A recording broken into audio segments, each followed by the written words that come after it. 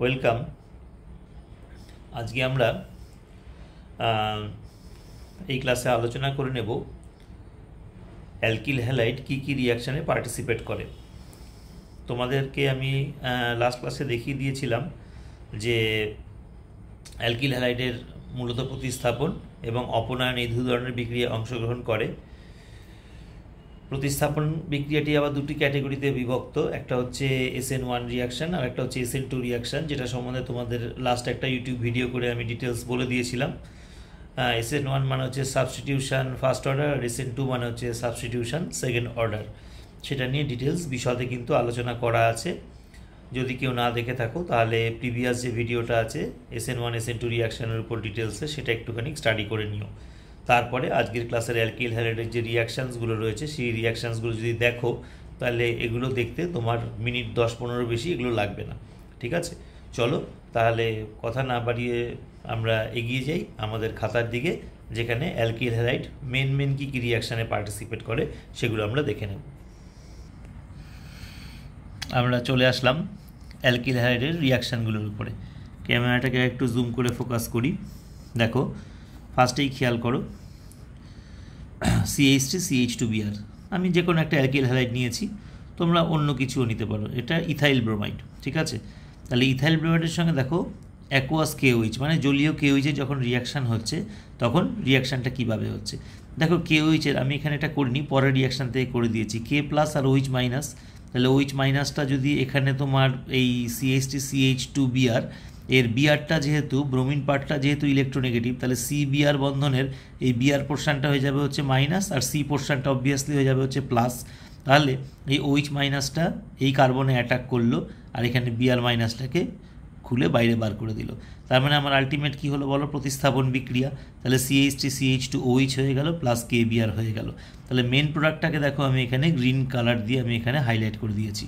তাহলে অ্যালকোহল হয়ে গেল হচ্ছে এখানকার একটা মেন প্রোডাক্ট, এবং রিয়াকশানটা অবভিয়াসলি প্রতিস্থাপন টাইপ অর্থাৎ সাবস্টিটিউশন টাইপ, এবং রিয়াকশানটা হচ্ছে SN2 রিয়াকশান, কারণ SN2 মানে হচ্ছে ব্যাক সাইড অ্যাটাক। নেক্সট পরেরটা এসো, দেখো CH3CH2Br, তার সঙ্গে কি হচ্ছে দেখো সোডিয়াম ইথক্সাইডের রিয়াকশান হচ্ছে। সোডিয়াম ইথক্সাইড কোত্থেকে পাওয়া যায়, ইথাইল অ্যালকোহলের সঙ্গে যদি তুমি মেটালিক সোডিয়ামের রিয়াকশান করো তাহলে সোডিয়াম ইথক্সাইড পাওয়া যায়। তাহলে এই সোডিয়াম ইথক্সাইডের খেয়াল করো O- আর Na+, তাহলে O- এখানে নিউক্লিওফাইল হিসাবে দেখো এই হ্যালোজেন বিয়ারিং যে কার্বনটা আছে সেখানে অ্যাটাক করছে আর হ্যালোজেন পার্টটাকে বাইরে বার করে দিচ্ছে। তাহলে এখানে কী তৈরি হলো C2H5O C2H5, আর কি হয়ে গেল Na+ আর Br- যুক্ত হয়ে গিয়ে NaBrটা হয়ে গেল হচ্ছে বাই প্রোডাক্ট। এটাও কিন্তু একটা SN2 টাইপ রিয়াকশান।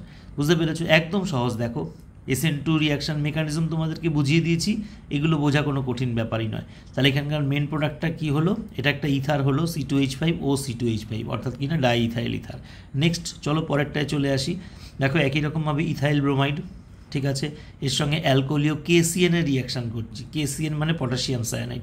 তাহলে অবভিয়াসলি বলার অপেক্ষা রাখে না, এর কেটা হচ্ছে প্লাস পোর্শন আর CNটা হচ্ছে মাইনাস পোর্শন।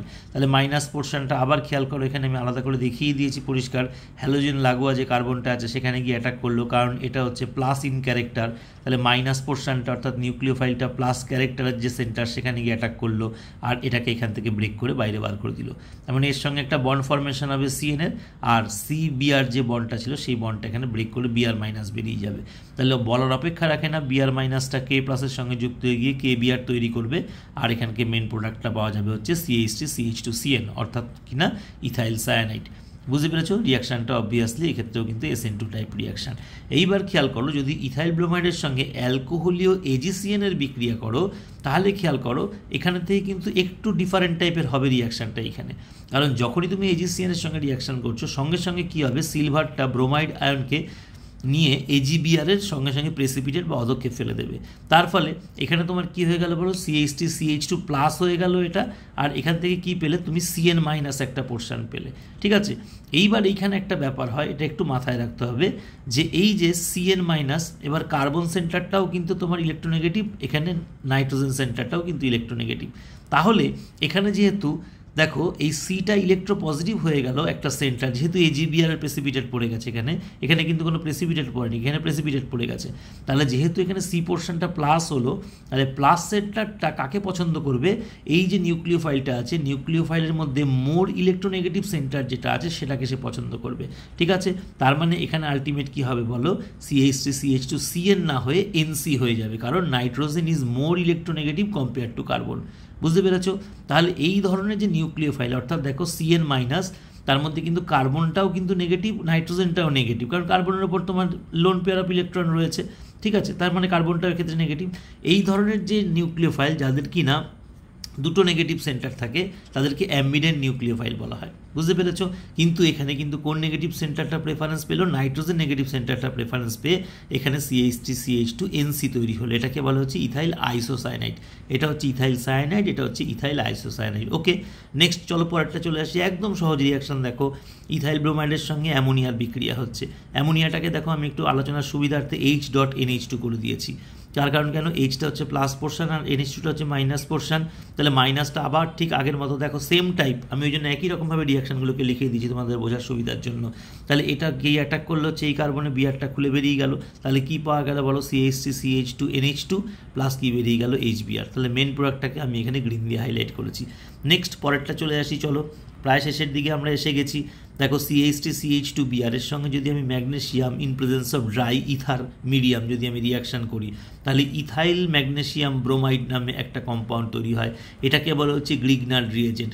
এই যে পার্টিকুলার রিয়েজেন্টটা, এই রিয়েজেন্টটা এখানে দরকার এই কারণে, কারণ এই রিয়েজেন্টটা দিয়ে আমি অর্গানিক কেমিস্ট্রির বহু সিনথেসিস কিন্তু করতে পারি।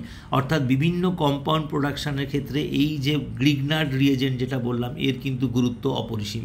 এই কারণে এই অ্যালকিল হ্যালাইডের এই বিক্রিয়ার মধ্যে, এই বিক্রিয়াগুলো উপরের বিক্রিয়াগুলো এক টাইপের দেখছো, এই বিক্রিয়াটা একটু অন্য টাইপ। তাহলে এই বিক্রিয়ার মধ্যে কিন্তু আমি হঠাৎ করে এই magnesium in presence of dry ether এই রিয়াকশানটাকে ইনক্লুড করলাম। তার কারণ কেন? এই কম্পাউন্ডার কিন্তু গুরুত্ব সর্বাধিক। তার কারণ কেন? জৈব রসায়ন অর্থাৎ অর্গানিক কেমিস্ট্রিতে বিভিন্ন কম্পাউন্ডের সিনথেসিসে এই কম্পাউন্ডার কিন্তু ভূমিকা কিন্তু খুব খুব গুরুত্বপূর্ণ। এটাকে গ্রিগনার্ড রিয়েজেন্ট বলে। এক্ষেত্রে এটাকে বলা হচ্ছে ইথাইল ম্যাগনেশিয়াম ব্রোমাইড। ওকে, তাহলে এটাও কিন্তু অ্যালকিল হ্যালাইডের একটা রিয়াকশানের মধ্যে পড়লো। চলো লাস্ট রিয়াকশান চলে আসি। আমি এখানে কিন্তু বলার অপেক্ষা রাখে না, মেন রিয়াকশানগুলো সেগুলোকে কিন্তু হাইলাইট করেছি। এছাড়াও অ্যালকিল হ্যালাইডের আরও অনেক বিক্রিয়া রয়েছে।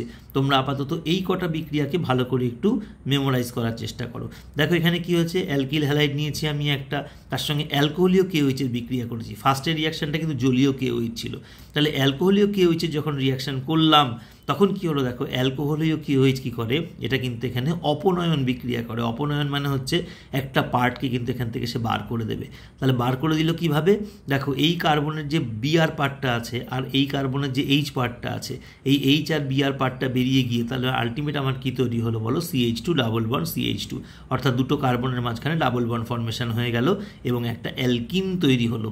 প্লাস বেরিয়ে গেল কি? বেরিয়ে গেল KBr, আর এখান থেকে যে একটা H সেটা এই OH-এর সঙ্গে যুক্ত হয়ে গিয়ে তৈরি করলো জল।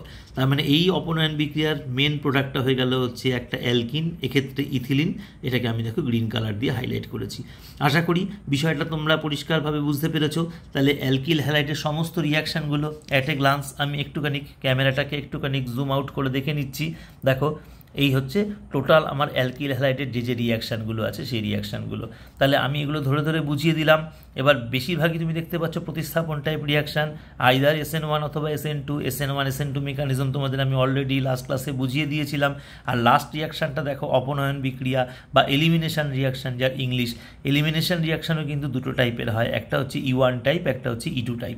এবার E1 আর E2 টাইপ রিয়াকশান কীরকম হবে সেই মেকানিজমটা আমি পরে বোঝাবো। তুমি আপাতত অ্যালকিল হ্যালাইডের মেন যে রিয়াকশানগুলো আছে এই রিয়াকশানগুলো আমার ভিডিওটা ভালো করে দেখো, দেখে ভালো করে শোনো, তারপরে নিজে একটা খাতায় নোট ডাউন করে টোটাল রিয়াকশানগুলোকে হাতে ধরে প্র্যাকটিস করো। তাহলে দেখবে অ্যালকিল হ্যালাইড পোর্শনের যা বিক্রিয়াগুলো আছে মেন রিয়াকশানগুলো, সেই রিয়াকশানগুলো তোমার কাছে পুরোপুরি গ্রিপে চলে আসবে।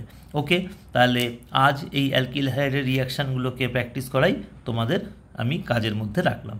ঠিক আছে? ওকে।